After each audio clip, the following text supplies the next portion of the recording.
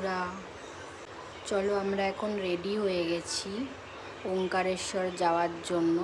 দেখো, তার আগে ঘরটা তোমাদের একটু ঘুরিয়ে দেখাই। ঘরটার রুমটা হচ্ছে কটেজের মতো, খুবই সুন্দর। সেরকম একটা ভাড়াও নয়, 800 টাকা ভাড়া, আর একদম মন্দিরের সামনেই। তো চলো, আমাদের গাড়ি এসে গেছে, আমরা এখন ওঙ্কারেশ্বর যাওয়ার জন্য একদম রেডি। দেখো, মন্দিরটা এখান দিয়ে দেখা যাচ্ছে। দেখো, আমরা এখন, আমার তো খুবই মনটা খারাপ করছে, আমার তো এখান দিয়ে যেতেই ইচ্ছা করছে না, কিন্তু কি করব, আর একটাও জ্যোতির্লিঙ্গ দর্শন করতে হবে, সেখানেও আমরা পাস বানিয়ে রেখেছি। দেখো, একটা একটা করে সব মন্দিরের গেট চলে যাচ্ছে।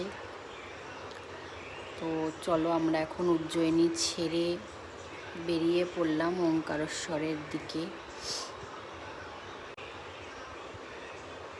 দেখো, রাস্তাটা খুবই সুন্দর, পুরো রাস্তাটাই হাইওয়ে, রাস্তাটা খুবই সুন্দর।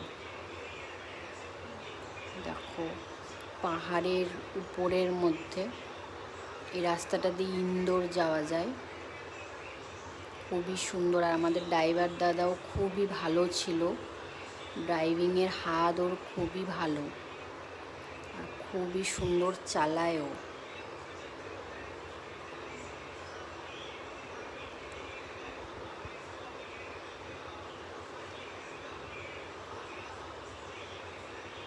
অনেকটাই রাস্তা, না হলো 150 কিলোমিটারের মতো। তো দেখো, খুবই সুন্দর। চলো, এবার একটা জঙ্গলের মধ্যে আমরা চলে এলাম। দেখো, সারা দুপাশে গাছ, কিন্তু খুব একটা পাতা নেই গাছের মধ্যে।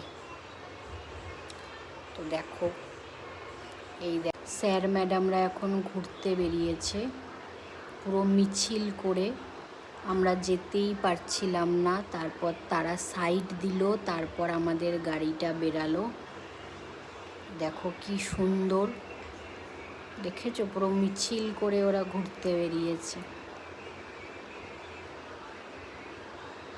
তো চলো, আমরা মোটামুটি ওঙ্কারেশ্বরের সামনাসামনি চলে এসেছি। দেখো, 0 কিলোমিটার।